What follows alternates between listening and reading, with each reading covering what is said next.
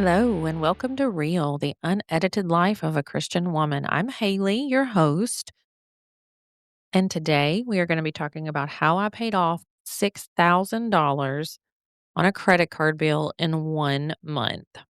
All right, so I'm super proud of this, but a little bit of backstory on how this credit card came to be.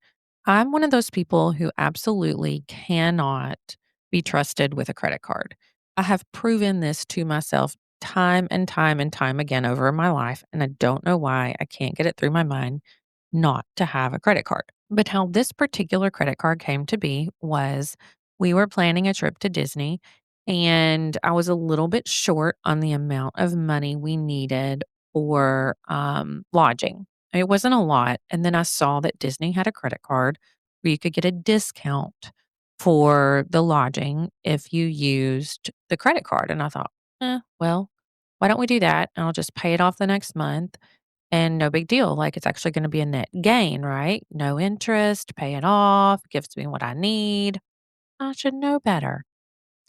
Before I knew it, that credit card had a balance of $6,000, and I'll tell you why. Initially, the extra that had been paying, we were maybe like $1,000 short, and I was like, not a big deal. We can pay that off the next month. But you know what happens, right?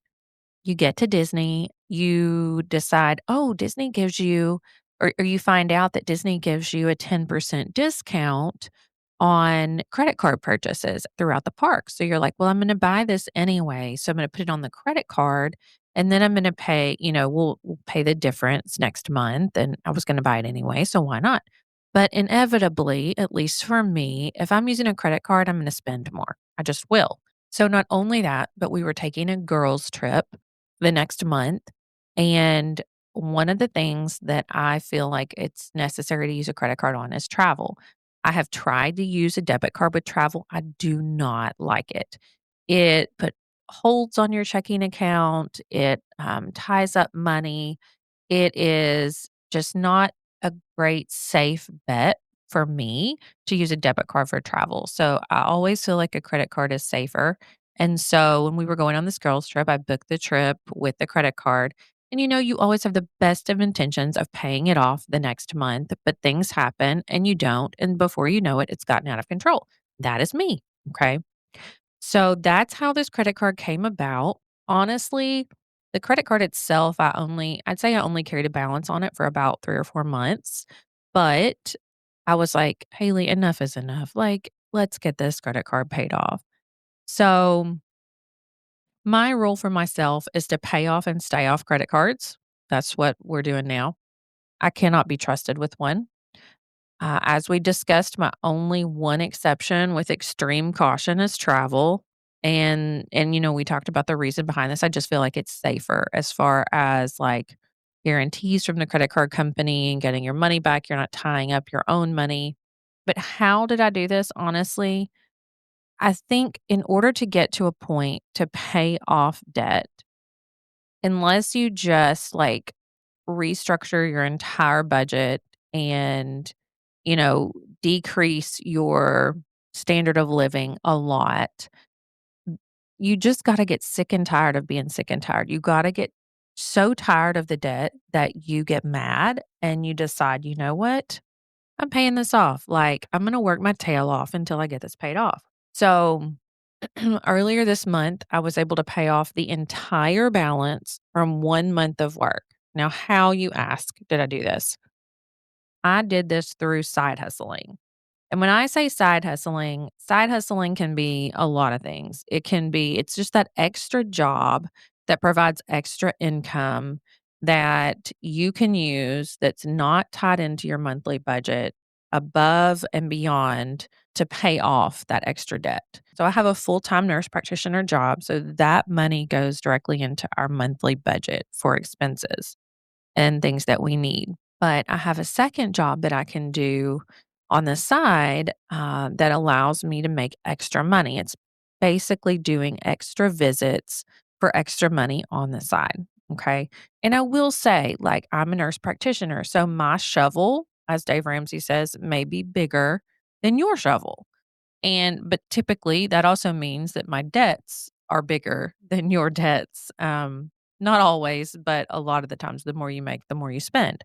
So, what I did was I put in an extra 46 hours of work that last month in order to make enough money to pay off completely that credit card debt. And for me, that was about 46 hours of work, over 1,000 visits that I did on top of my full time job. And I know that sounds like a lot. It is a lot. But I'm doing even more than that in this past month to pay off a second credit card that I'm tired of looking at. But let's look at what the Bible says. Proverbs 22:7 tells us that the borrower is slave to the lender. I don't know about you all, but I don't want to be a slave to a lender. And honestly, that's what you are when you have credit card debt. Romans 13:8 says, owe no one anything except to love each other. Owe no one anything. Hebrews 13:5 says, keep your lives free from the love of money and be content with what you have. I think that can be hard in our culture of consumerism in America. Honestly, the Bible just promotes financial stewardship and trusting God for our needs. So I want to look at a passage and I'm going to read it to you. It's Proverbs 6, Proverbs chapter 6. I love Proverbs. There's so much good advice there. Proverbs 6, 1 through 5. My son, if you have put up security for your neighbor, have given your pledge for a stranger, if you are snared in the words of your mouth, caught in the words of your mouth, then do this, my son, and save yourself. For you have come into the hand of your neighbor. Go, hasten, and plead urgently with your neighbor. Give your eyes no sleep and your eyelids no slumber. Save yourself like a gazelle from the hand of the hunter, like a bird from the hand of the fowler. So, what does that say to us? But let's go on, verses 6 through 11. Go to the ant, O sluggard, consider her ways and be wise. Or without having any chief, officer, or ruler, she prepares her bread in summer and gathers her food in harvest. How long will you lie there, O sluggard? When will you arise from your sleep, a little slumber, a little folding of the hands to rest, and poverty will come upon you like a robber, and want like an armed man. I mean, that tells me to get my butt in gear and start working and pay off this debt. That is fuel for me to get moving. But right now, I'm working on paying off credit card number 2, and then I'll be going to the last one. Yes, there is a number 3, unfortunately. But, I'm just done with this. Like, I'm in my 40s. We're to the point now where we really need to get all of our debts paid off and focus on building wealth because I want to be able to retire at some point and not worry about money so much. So after I pay off the third credit card, actually, after I pay off credit card number 2, I think what I'm going to do is build an emergency fund or at least a better emergency fund. And Dave Ramsey recommends like 3 to 6 months of living expenses in an emergency fund. And that can be a lot of money, guys, depending on how much it takes for you per month to pay your bills. Okay. So, what happens if you get laid off from your job? What happens if your primary source of income is cut off? Do you have enough money to last 3 to 6 months while you find a new job, while you get on your feet? What happens if you have, God forbid, a tragedy in your family? Do you have the resources financially to take off for 3 to 6 months? Because you may need that time. It's not something we like to think about at all. Trust me, I've been there. I had an 8-year-old niece that passed away suddenly. And that time period when you need to grieve and you need to I'm just thinking about my sister and watching her go through this. The last thing you want to think about is money. So having an emergency fund is something that can provide peace.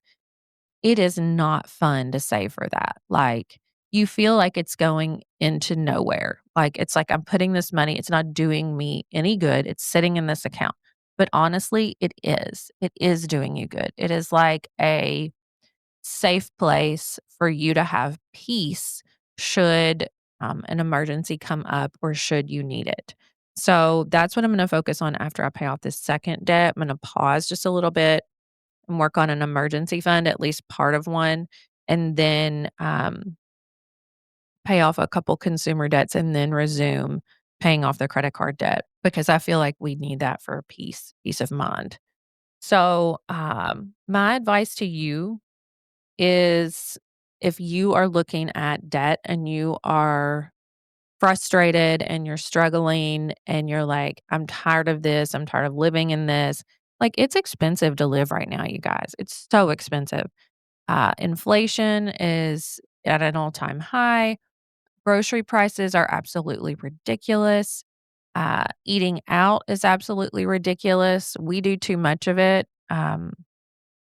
But it's crazy how much the cost of living is right now. And so my advice to you is to get mad and get focused because if you can have an attitude of determination and grit and just complete that daily grind day in and day out, have self-discipline to show up for yourself no matter what, you're going to be going places. Okay? And it can be hard. That doesn't mean that you don't mess up. Trust me, I mess up. The last few days, because of the holiday, I have not done what I wanted to do visit wise. But thankfully, the rest of the month, I had already done that. So I feel like it's okay. Yeah, I've messed up a little bit, but in reading the book Atomic Habits, one of his main rules is never miss twice. So if you have a habit, never miss twice, get back on the horse. It's okay to mess up, but it is that spiral of letting it go that you're not moving forward. Okay? So get back on the horse. Number 1's get mad and get focused. Number 2 is find a side hustle. Okay? So there can be lots of things out there. Mostly that means finding a second job that you can do to make money. For me, I'm grateful and thankful that it is remote work. It is something can do from home. I've just got to sit down, get focused, and do it. It's putting in the time and the energy to get those things done and being determined to do it. It may look like a second job. It may look like more time away from your family. It may look like selling a product. It may look like downsizing. It may look like selling stuff, right? How much stuff do you have in your attic or in your basement or standing around you? Clutter, things that you don't need or use anymore. Make that a side hustle. Sell it on eBay, on Poshmark, on Mercari, on Facebook Marketplace, do yard sales. I've done all of these things in the past to build extra money or pay off debt. I mean, I feel like I've been in a payoff debt cycle for 2 decades now. I mean, I'm tired of it. I'm tired of it. So, we're getting out of this now. And be content with what you have, right? Minimalism. So, like, I'm the world's worst at wanting stuff. Like, I love to shop. I love to go find things and gather things and bring them home and look at them. And like, I just love to shop. I just always have. When I was little, my mom bought me a little purse that said, with a pin on it that said born to shop. And it's true. Like, I just love to shop. And it's so being content with minimalism, and I've gotten better at that the older I've gotten, or trying to realize that I don't need all this stuff, right? Like, and it ebbs and it flows, but being content with minimalism, knowing that the Lord is going to supply what we need. Number 3, so get mad, get focused, find a side hustle. Number 3 is budget. Cut out unnecessary expenses. If you don't know what a budget is, Google it. It's simple. It's figuring out your total income for the month, your total expenses for the month. What is the difference? What is your disposable income? Figuring out where you can cut expenses, and any of that extra income goes toward debt. Okay. So, number 3 would be budget. Number 4 is develop self discipline. Practice makes perfect. Self discipline is so, so, so hard. I have always said if you can master self discipline, you can conquer the world because self discipline is one of the hardest things to master. And practice makes perfect. Maybe not perfect, but better. And as I've gotten older, I've gotten a little bit better at that, but it's something that I'm always trying to do better with. So, my prayer for you is that you find the will and the determination to pay off your debt, that you look to God first, that you're able to be content with what you have, that you can create a budget that works for you, that you can find a side hustle that suits you and provides extra money. And I ask that you pray for me too. That would be great. I can always use prayers. Don't forget to check out the website, realwithhaley.com, for extras and to follow me on socials. I'm on TikTok, on Instagram, on YouTube, and on Facebook. Next week, we are going to be talking about my supplement stack, my supplement routine, and a tool that I use that is invaluable to me. You don't want to miss it. You all have a great week, and thanks for listening.